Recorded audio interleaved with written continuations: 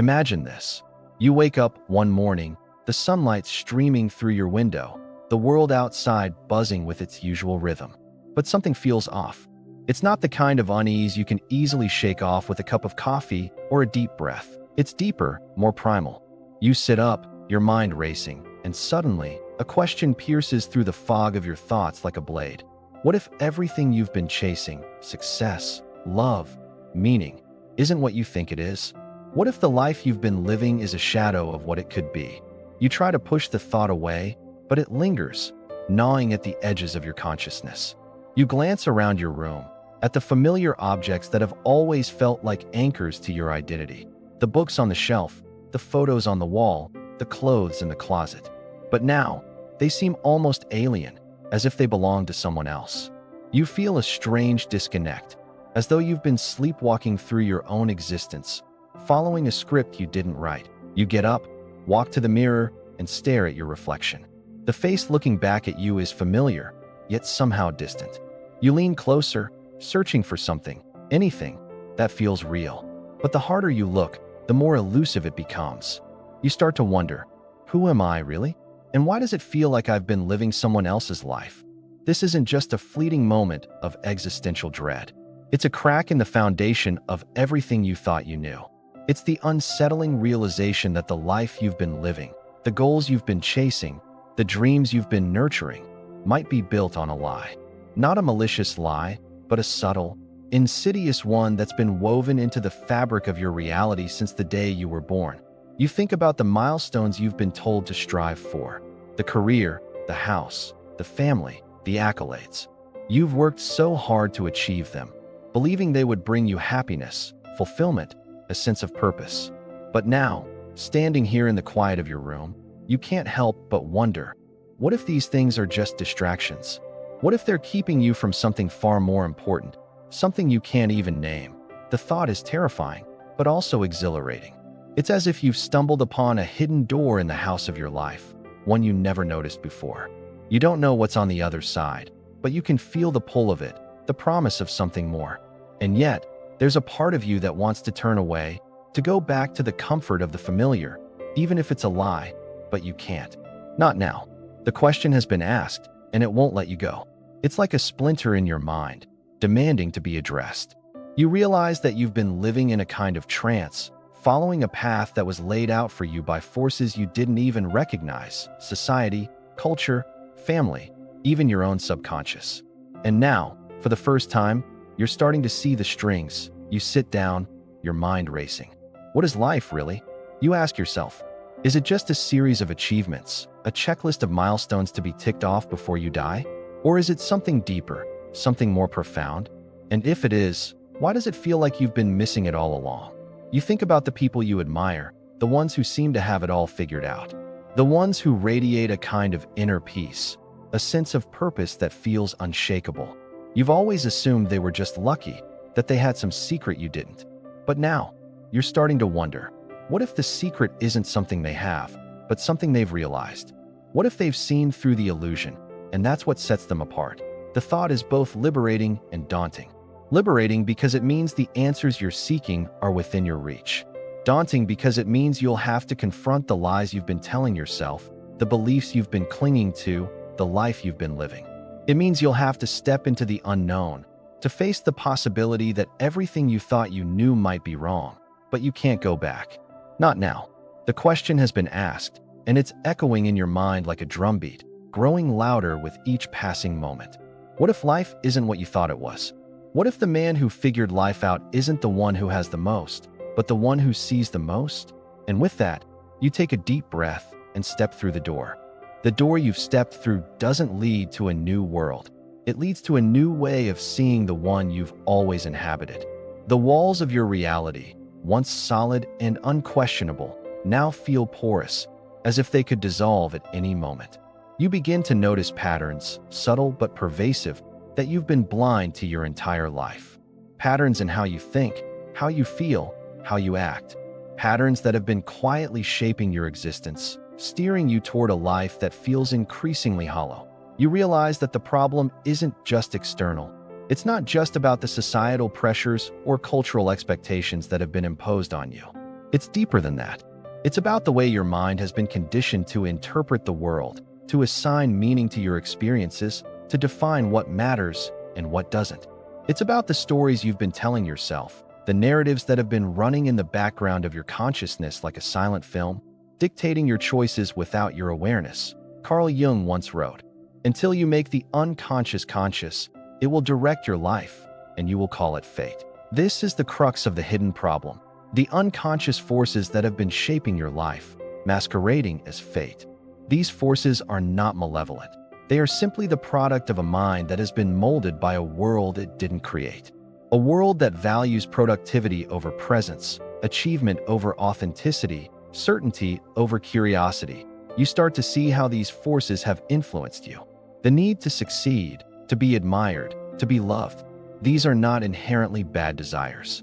But they become problematic when they are driven by unconscious fears and insecurities, when they are pursued not because they align with your true self, but because they promise to fill a void you can't quite name. A void that was created, in part, by the very systems that now offer to fill it. Friedrich Nietzsche called this the herd mentality, the tendency to conform to the values and beliefs of the group, even when they are at odds with your own nature. He warned that this conformity leads to a kind of spiritual death, a loss of individuality that leaves you feeling empty and disconnected. You begin to see how this has played out in your own life. The choices you've made, the paths you've taken, the dreams you've pursued. How many of them were truly yours, and how many were simply reflections of what you thought you should want? Arthur Schopenhauer took this idea even further, arguing that human suffering is rooted in the endless striving for desires that can never be fully satisfied. He believed that we are trapped in a cycle of want and dissatisfaction, always chasing the next thing, the next achievement, the next source of validation. And yet, no matter how much we attain, the void remains. It's as if we're trying to fill a bottomless pit with handfuls of sand, never realizing that the pit itself is an illusion. You start to see how this cycle has played out in your own life. The promotions, the relationships, the possessions, they brought temporary satisfaction, but never lasting fulfillment. And now, standing on the other side of the door, you begin to understand why. It's not that these things are inherently meaningless. It's that they were never meant to be the source of your meaning. They were never meant to define you.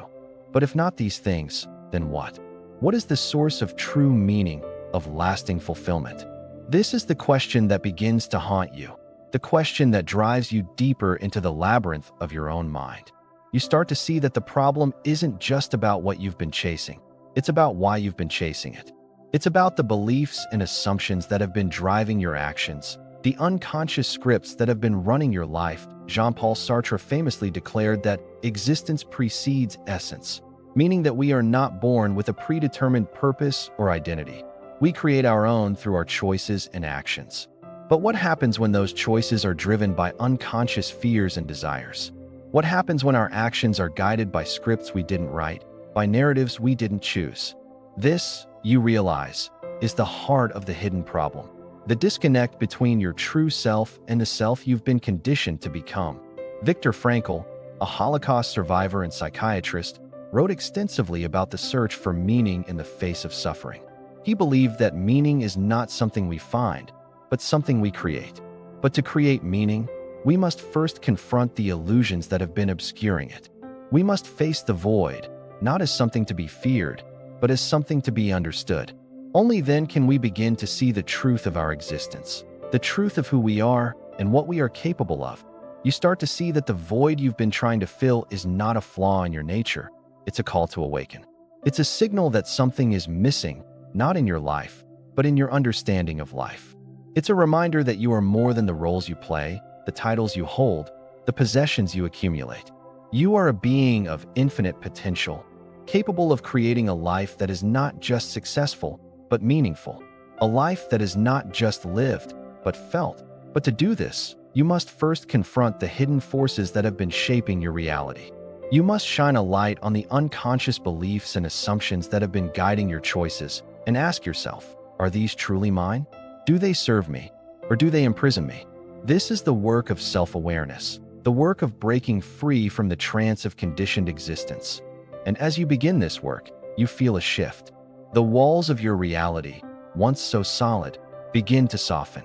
The patterns that once seemed unbreakable start to dissolve. And in their place, you begin to see the outlines of something new, something real, something that feels like freedom. The shift you feel is subtle at first, like the faintest tremor beneath your feet. But as you continue to peel back the layers of your conditioned mind, the tremors grow stronger, more insistent.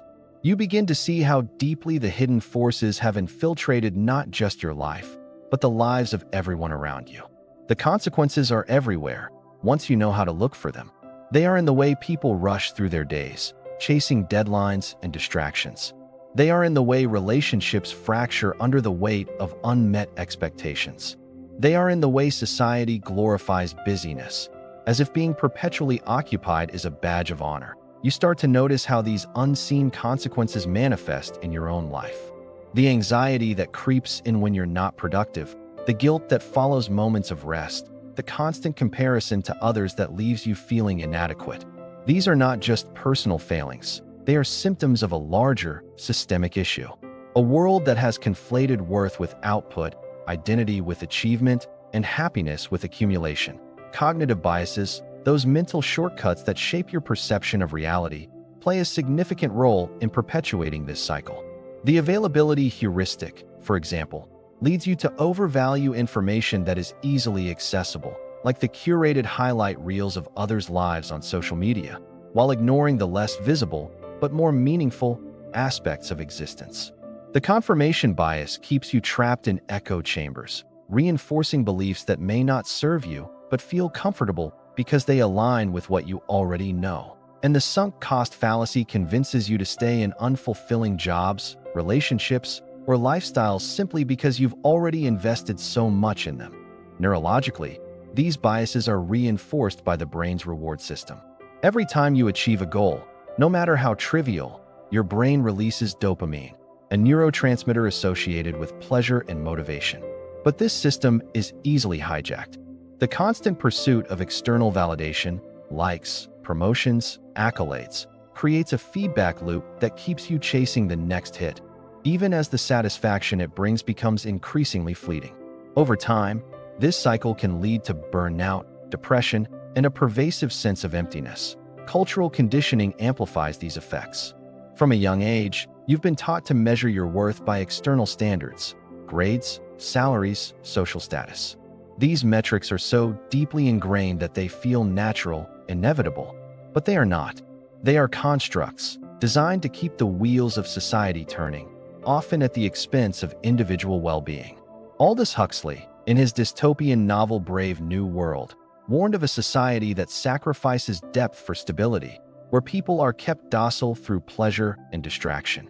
You begin to wonder if this is not so far from the world you live in, a world that encourages you to numb yourself with consumption and entertainment, rather than confront the deeper questions of existence. The consequences of this conditioning are not just personal, they are societal. Relationships become transactional, built on what people can do for each other rather than who they are. Communities fracture as individuals prioritize personal success over collective well-being. And the planet itself suffers as consumerism drives environmental degradation. You start to see that the hidden problem is not just about you. It's about the systems that shape all of us, the invisible forces that dictate how we live, love, and relate to one another. But perhaps the most insidious consequence is the erosion of meaning. Viktor Frankl argued that the primary drive of human beings is not pleasure, as Freud suggested, but meaning. Without it, we are adrift, susceptible to what he called the existential vacuum, a state of emptiness and despair that arises when life feels devoid of purpose. This vacuum is often filled with substitutes: workaholism, materialism, addiction. But these are poor replacements for true meaning, and they only deepen the void. You begin to see how this plays out in your own life. The moments when you felt most alive, most connected, most at peace, they were not the moments of achievement or acquisition. They were the moments of presence, watching a sunset, laughing with a friend, losing yourself in a creative act. These moments were not tied to external validation or societal approval. They were expressions of your true self, unmediated by the scripts and stories you've been conditioned to follow. And yet, these moments are rare, fleeting. The world you live in does not value presence. It values productivity. It does not encourage you to be, it demands that you do. And so, you find yourself caught in a paradox. The very things that bring you the most joy and fulfillment are often the ones you have the least time for. The unseen consequences of this paradox are profound. They shape not just how you live, but how you feel about your life. They create a dissonance between who you are and who you think you should be, a gap that grows wider with each passing year. But as you become more aware of these consequences, something shifts. The dissonance, once a source of pain, becomes a source of power. It is a signal, a reminder that there is another way to live, a way that is not dictated by external forces, but guided by internal truth, a way that values depth over distraction, connection over consumption, being overdoing. You begin to see that the unseen consequences are not just a trap, they are also an invitation. An invitation to wake up, to step out of the trance, to reclaim your life from the forces that have been shaping it. But to do this, you must first understand the nature of those forces. You must see them for what they are, not immutable truths, but constructs, stories, illusions. And you must be willing to let them go, even when it feels terrifying, even when it means stepping into the unknown, because the unknown is where the real work begins. It is where you will find not just the answers, but the questions that will guide you forward. Questions like, what does it mean to live a meaningful life? What does it mean to be free? What does it mean to be truly alive? These are not questions with easy answers, but they are the ones that matter. They are the ones that will lead you out of the labyrinth into the light. And as you stand on the edge of this new understanding, you feel something you haven't felt in a long time: hope. Not the kind of hope that depends on external circumstances, but the kind that comes from within. The kind that knows, deep down, that you are capable of more than you've been led to believe. That you are more than the sum of your achievements, more than the roles you play, more than the stories you've been told. You are, in every sense of the word, infinite. The hope you feel is not passive, it is a call to action. It whispers to you in the quiet moments, urging you to rise, to rebel, to reclaim your life from the forces that have held you captive. But rebellion, in this context, is not about defiance for its own sake. It is not about rejecting everything you've been taught or burning down the structures that have shaped you. It is about something far more radical, choosing to see clearly, to think deeply, to live authentically. It is about breaking free from the trance of conditioned existence and stepping into the fullness of who you are. The first step in this rebellion is awareness. You cannot change what you do not see, and you cannot see what you do not question. This means turning your gaze inward, examining the beliefs and assumptions that have been guiding your life. It means asking yourself hard questions. Why do I want what I want? Who am I trying to please? What am I afraid of losing? These questions are uncomfortable, but they are necessary. They are the keys that unlock the door to your true self. Carl Jung called this process individuation, the journey toward becoming the person you were meant to be, rather than the person the world has told you to be. It is a process of integration, of bringing the unconscious into the light of consciousness. And it begins with the simple, yet profound, act of paying attention. Paying attention to your thoughts, your feelings, your actions. Paying attention to the moments when you feel most alive and the moments when you feel most dead inside. These are clues, signposts on the path to your true self. But awareness alone is not enough. To break free, you must also cultivate courage. The courage to question the status quo, to challenge the narratives you've been given, to stand apart from the crowd. This is not easy. The herd mentality, as Nietzsche described it, is powerful. It offers the illusion of safety, the comfort of belonging. But it comes at a cost, the loss of individuality, the suppression of your true nature. To rebel against this is to risk rejection, misunderstanding, even ridicule. But it is also to claim something far more valuable: your freedom. History is filled with examples of those who dared to rebel, who chose authenticity over conformity. Think of Socrates, who drank hemlock rather than betray his principles. Think of Galileo, who stood by his discoveries even when they threatened the established order. Think of Rosa Parks, who refused to give up her seat on a bus, sparking a movement that changed the world. These individuals were not extraordinary because they were fearless. They were extraordinary because they acted in spite of their fear. They chose to live by their own values, even when it was difficult, even when it was dangerous. Your rebellion may not be as dramatic as theirs, but it is no less important. It begins with small, deliberate choices, saying no to something that doesn't align with your values, saying yes to something that does. It means setting boundaries, not out of anger or resentment, but out of self-respect.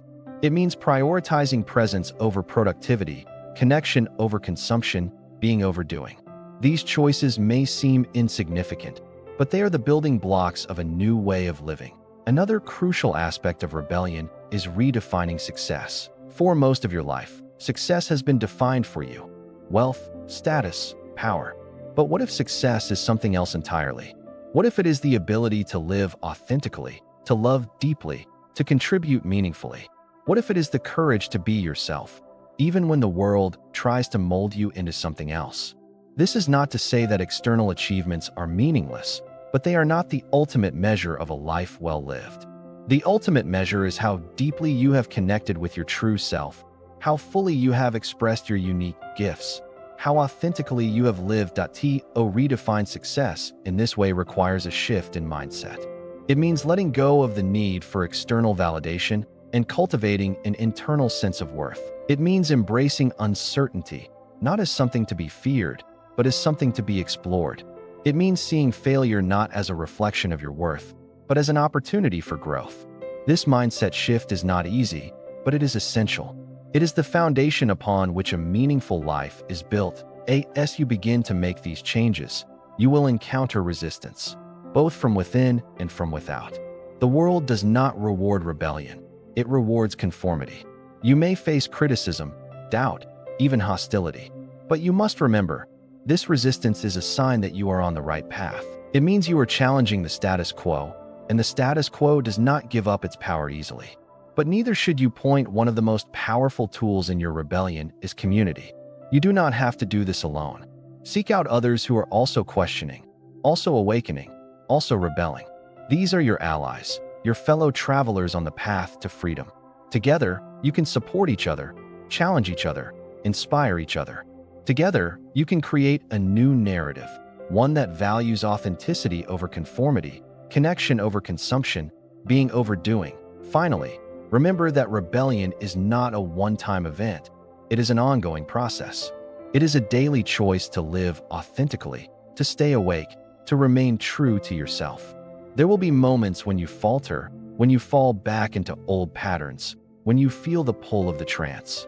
But these moments are not failures. They are opportunities to recommit, to deepen your understanding, to strengthen your resolve. As you continue on this path, you will begin to notice changes, not just in your external circumstances, but in your internal landscape.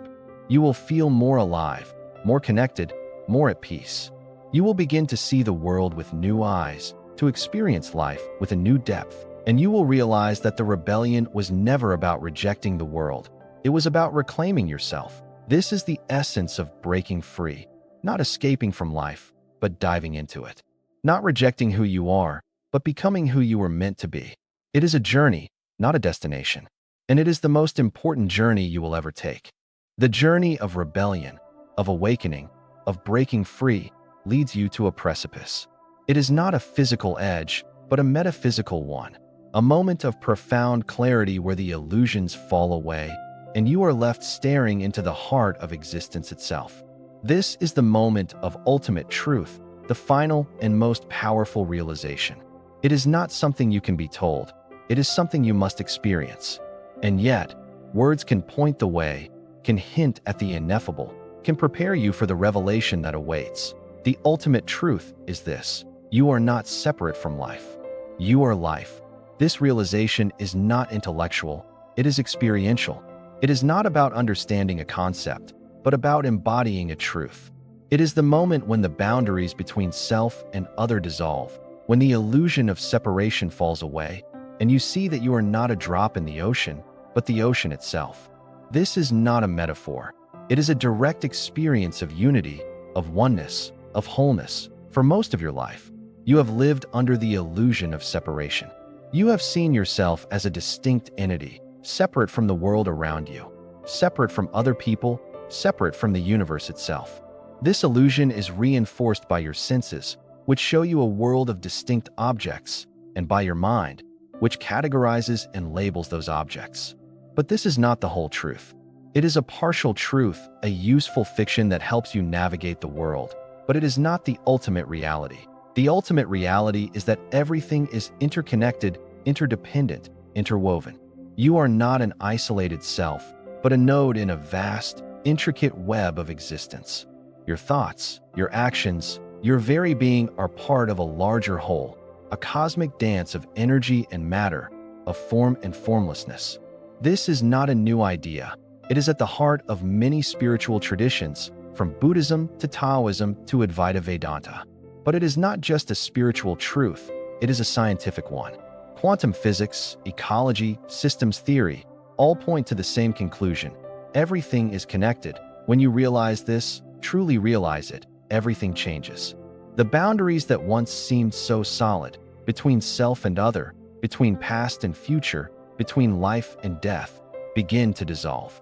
You see that your sense of separation was an illusion, a construct of the mind, and that the truth is far more vast, far more beautiful, far more mysterious.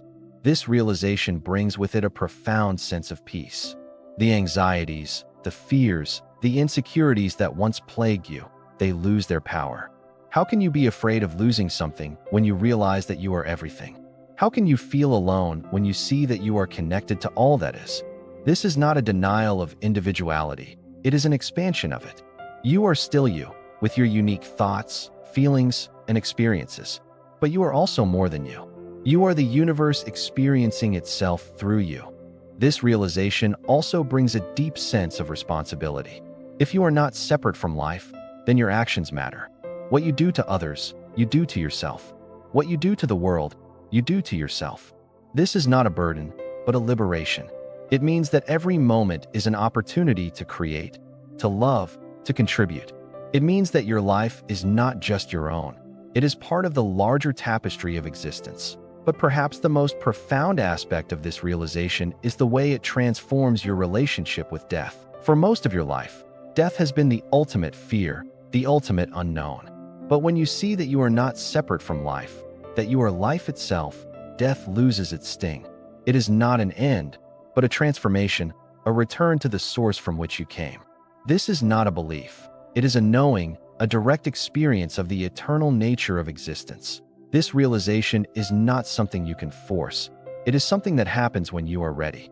It is the culmination of the journey of awakening, the final piece of the puzzle. But even as it brings a sense of completion, it also opens the door to a new beginning. Because once you see the truth, you cannot unsee it. Once you know who you are, you cannot unknow it. And this knowing changes everything. You begin to live from a place of deep authenticity, not because you are trying to be authentic, but because you have no other choice.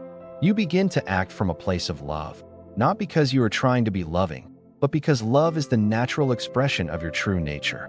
You begin to see the world with eyes of wonder, not because you are trying to be spiritual, but because wonder is the natural response to the mystery of existence. This is not a state of perfection, it is a state of presence. You will still face challenges, still experience pain, still make mistakes. But these will no longer define you. They will be seen as part of the dance, part of the play of existence. And you will meet them with a sense of openness, of curiosity, of compassion. The ultimate truth is not something you achieve. It is something you remember. It is the recognition of who you have always been, beneath the layers of conditioning, beneath the stories and the scripts, beneath the illusions of separation. It is the realization that you are not a seeker, but the sought, not a traveler, but the destination, not a fragment, but the whole. And as you stand in this truth, you feel a sense of completion, not because the journey is over, but because you have come home. You have returned to the source, to the essence, to the heart of existence.